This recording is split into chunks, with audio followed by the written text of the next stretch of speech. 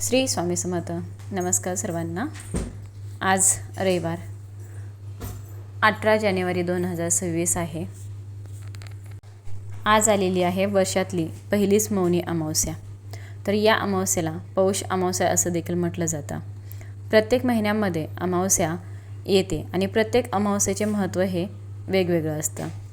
तर मौनी अमावस्या ही इतर अमावस्यापेक्षा सर्वात मोठी आणि महत्त्वाची अमावस्या मानली जाते. तर मौनी अमावस्या म्हणजे या शब्दात त्याचा अर्थ आहे म्हणजेच या दिवशी मौन पाळले जाते. तर मौन साधना केली जाते, परंतु सर्वसामान्य लोकांना या दिवशी मौन साधना करणं शक्य होत नाही. तर बघा, जरी तुम्हाला या दिवशी मौन पाळणं शक्य झालं नाही तरीही चालेल, पण या दिवशी तुम्हाला शांततेने देवाची पूजा करायची आहे. या तिथीला मौन आणि संयम पाळणे हे स्वर्ग आणि मोक्ष देणारे साधन मानले जाते. तर शास्त्रामध्ये मौनी अमावस्येला मौन पाळण्याचा नियम आहे. जर एखाद्या व्यक्तीला शांत राहणे शक्य नसेल तर आपले विचार जे आहेत तर ते शुद्ध ठेवावेत आणि कोणत्याही प्रकारचे आपल्या मनात वाईट विचार जे आहे तर ते येऊ द्यायचे नाहीत. आध्यात्मिक प्रगतीसाठी वाणी शुद्ध आणि प्रामाणिक असणं हे खूप महत्त्वाचं आहे. तर या मौनी अमावस्येला धार्मिक शास्त्रामध्ये विशेष महत्त्व दिले आहे आणि म्हणूनच शक्य असेल तर या दिवशी गंगा स्नान अवश्य करावं. असं केल्यानं सर्व पाप नष्ट होतात, तसेच विशेष पुण्यप्राप्ती होत असते. तर या अमावस्येच्या दिवशी पितरांची पूजा करावी असे आपल्या धर्मशास्त्रामध्ये सांगितलं जातं. कारण की या दिवशी पूर्वज जे आहेत ते पितृलोकातून पृथ्वीवरती येत असतात. जरी आपल्याला दर महिन्याला पितरांची पूजा अवश्य करावी असं म्हटलं जातं. या मौनी अमावस्येच्या दिवशी सकाळी शांतपणे स्नान करून सूर्याला जल अर्पण केल्यानं आयुष्यामध्ये तेज, ऊर्जा आणि सकारात्मकता येते. तर या दिवशी भगवान श्री हरी, विष्णू भगवान शिव या दोघांची पूजा करण्याची परंपरा आहे. तर ओठांनी मंत्रपठण करण्यापेक्षा शांतपणे मनातल्या मनात मनी फिरवत केलेला जप अनेक पटीने जास्त फळ देतो. धार्मिक दृष्टीने मौनी अमावस्येचा दिवस हा अतिशय महत्त्वाचा असल्यामुळे या दिवशी काही प्रभावी उपाय आणि सेवासुद्धा केल्या जातात. तर आज आपण एक प्रभावी असा उपाय बघणार आहोत. तर तो उपाय कसा करायचा, कधी करायचा, याच्यासाठी व्हिडिओ कुठेही स्किप न करता शेवटपर्यंत नक्की बघा, जेणेकरून की तुम्हाला संपूर्ण माहिती समजेल. आणि कमेंटमध्ये श्री स्वामी समर्थ लिहायला विसरू नका. तर आज रविवार मौनी अमावस्येच्या दिवशी संध्याकाळी कापुरासोबत आपल्याला एक वस्तू जाळायची आहे. तर ही वस्तू जाळल्यानं घरातील भांडणे, वास्तुदोष, पितृदोष, नजरबाधा, दारिद्र्य नष्ट होऊन घराची प्रगती होणार आहे. मुलांची, पतीची भरभरून प्रगती होईल. घरात अखंड लक्ष्मी नांदेल. तर अशी कोणती वस्तू आपल्याला संध्याकाळी कापुरासोबत जाळायची आहे ते बघणार आहोत. तर कोणत्या वेळेत हा उपाय करायचा आहे याबद्दलची संपूर्ण माहिती बघणार आहोत. घराला पितृदोष लागलेला असेल किंवा घरामध्ये काही ग्रहदोष, वास्तुदोष असेल तर हा उपाय तुम्ही नक्की करा.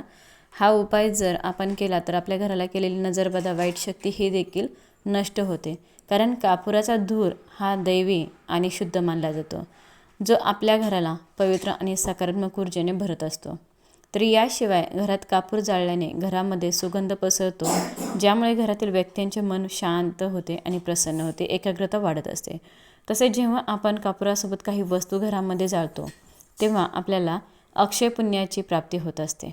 तर आज मौनी अमावस्येला घरामध्ये हा उपाय केल्याने घरात सकारात्मक ऊर्जा येते, नकारात्मक ऊर्जा दूर होते, नष्ट होते, संपत्ती आणि समृद्धी वाढते आणि वातावरण हे शुद्ध होते आणि प्रसन्न होते. तसेच आज हा उपाय घरात केल्याने देवतांचा आशीर्वाद हा अनंतपटीने मिळत असतो. म्हणून आपल्याला आज मौनी अमावस्येला संध्याकाळी 6 वाजल्यापासून ते अगदी तुम्ही रात्री 12 वाजेपर्यंत हा उपाय जो आहे तर तो तुमच्या घरामध्ये कधीही करू शकता. परंतु तुम्हाला शक्य असेल तर सायंकाळी 6 वाजल्यापासून ते रात्री 9:30 ते 10 वाजेपर्यंत तुम्हाला हा उपाय करण्याचा जास्तीत जास्त प्रयत्न करायचा आहे. कारण या वेळेत सकारात्मक लहरी ज्या आहेत त्या जास्त असतात, त्या खूप जास्त प्रमाणामध्ये सक्रिय असतात. म्हणून या वेळेमध्ये आपण हा उपाय जर केला तर तो खूप जास्त प्रभावी ठरत असतो. हा उपाय करण्यापूर्वी तुम्हाला सर्वप्रथम तुमच्या देवघरामध्ये दिवा लावून घ्यायचा आहे. धूपदीप अगरबत्ती लावून वातावरण प्रसन्न करा. घराचा मुख्य दरवाजा, खिडक्या उघड्या करायच्या आहेत, उघड्या ठेवायचा आहे. घराच्या खिडक्या उघड्या करून ठेवायच्या. यानंतर मुख्य प्रवेशद्वारावरती सुद्धा तुम्हाला एक दिवा प्रज्वलित करायचा आहे. तिळाच्या तेलाचा दिवा प्रज्वलित करा. यानंतरच हा उपाय तुम्हाला करायचा हा उपाय करण्यासाठी आपल्याला 5 भीमसेनी कापराच्या वड्या घ्यायच्या आहेत. 5 भीमसेनी कापूर तुमच्याकडे जर नसेल तर तुम्ही साधा कापूर घेतला तरीही सुद्धा चालेल. परंतु भीमसेनी कापराच्या वड्या असल्या तर अतिउत्तम. कापूर वड्या शुद्ध गाईच्या तुपामध्ये भिजवायच्या आहेत. यानंतर एक मातीची पंती घ्यायची आहे किंवा तुमच्याकडे कापूर जाळायचं भांडं असेल तर ते देखील तुम्ही घेऊ शकतात किंवा एखादी प्लेट घेतली तरी पण चालेल, फक्त प्लास्टिक घेऊ नका. सर्वप्रथम थोडेसे तांदूळ तुम्हाला त्या कापूर जाळण्याच्या भांड्यामध्ये ठेवायचे आहेत आणि त्या तांदळावरती तुम्हाला या 5 भीमसेनी कापराच्या वड्या ज्या आहेत तर त्या ठेवायच्या आहेत. जे आपण तुपामध्ये भिजवलेले आहेत त्यानंतर तुम्हाला काय करायचं की यासोबतच 2 अखंड फुलाच्या लवंगा घ्यायच्या आहेत, त्यासुद्धा ठेवायच्या आणि सोबतच 2 हिरवी विलायची घ्यायची आहे. तर 2 वेलचीसुद्धा तुम्हाला ठेवायच्या आहेत. अगोदर तुम्हाला चिमूटभर तांदूळ ठेवायचे, तांदळावरती मग 5 भीमसेनी कापराच्या वड्या, त्यानंतर 2 अखंड फुलाच्या लवंगा घ्यायच्या आणि 2 वेलची घ्यायच्या आहेत, ते ठेवायच्या. त्यानंतर आपल्या हातामध्ये पिवळी मोहरी घ्यायची आहे. तुमच्याकडे नसेल तर तुम्ही काळी मोहरी देखील घेऊ शकतात.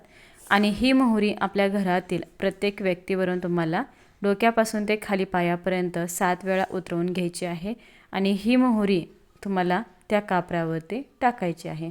प्रत्येक व्यक्तीसाठी तुम्हाला वेगवेगळी मोहरी घेण्याची गरज नाही. एकच चिमूटभर मोहरी घ्यायची आणि सर्वांवरून तुम्हाला उतरवून घ्यायची आहे.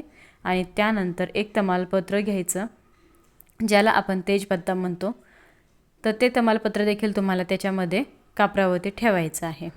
नंतर हा कापूर जो आहे तर तो तुम्हाला प्रज्वलित करायचा. कापूर आपल्याला देवघरासमोरच ठेवून प्रज्वलित करायचा आहे. कापूर प्रज्वलित केला की श्री स्वामी समर्थ, श्री स्वामी समर्थ या मंत्राचा जप करा. काही वेळाने ते भांडं देवघरासमोर उचलायचं आहे आणि त्याचा धूर हा संपूर्ण घरामध्ये तुम्हाला फिरवायचा आहे. तुमच्या बाल्कनीमध्ये, प्रत्येक बेडरूममध्ये, हॉलमध्ये, सगळीकडे तुम्हाला हा धूर फिरवायचा आहे. यानंतर हे भांडं घेऊन तुम्हाला मुख्य प्रवेशद्वारावरती जायचं आहे. मुख्य प्रवेशद्वारावरती पण तुम्हाला तिथे थोड्या वेळती हे भांडं ठेवायचं आहे आणि तिथून नंतर तुम्हाला देवघरासमोर ठेवायचं आहे. जोपर्यंत कापूर जळत आहे तोपर्यंत तुम्हाला श्री स्वामी समर्थ या मंत्राचा जप करत राहायचा आहे. अगदी शांतपणे. हा उपाय करत असताना कोणालाही बोलायचं नाही. भांड्यातील सगळ्या वस्तू जळून झाल्यानंतर तुम्हाला काय करायचं, त्यामध्ये थोडंसं पाणी टाकायचं आहे आणि तुळस सोडून तुम्ही कोणत्याही झाडाच्या मुळापाशी टाकून देऊ शकता. हे पाणी किंवा निर्माल्यामध्ये टाकून देऊ शकता तुम्ही. ह्या वस्तू ज्या टाकल्या आहेत त्या तुम्ही निर्माल्यामध्ये टाकायचं. कापूर जाळण्याचं भांडं आहे, पंती आहे, जी प्लेट घेतलेली आहे ती तुम्ही स्वच्छ करून पुन्हा वापरायला घेऊ शकतात. यासोबतच या दिवशी शिवशंकराची पूजा केली जाते. हा दिवस भगवान शिवशंकरांना देखील समर्पित आहे. म्हणून जर तुमच्या घराजवळ बेलवृक्ष असेल, बेलाचं झाड असेल तर तिथे तुम्हाला एक दिवा लावायचा आहे. दिव्यामध्ये तुम्ही तुपामध्ये तुम्ही फुलवात भिजवून तो दिवा लावू शकतात. अशा प्रकारे आज संध्याकाळी तुम्हाला हा उपाय करायचा आहे. नक्कीच उपाय करून बघा. घरामध्ये जी काही नकारात्मकता आहे ती नष्ट होईल आणि घरामध्ये सकारात्मक वातावरण तयार होईल. त्यामुळे हा अनुभव नक्की घ्या. उपाय नक्की करा आज संध्याकाळी आणि जास्तीत जास्त लोकांपर्यंत हा व्हिडिओ शेअर करा. सर्वांना धन्यवाद. श्री स्वामी समर्थ.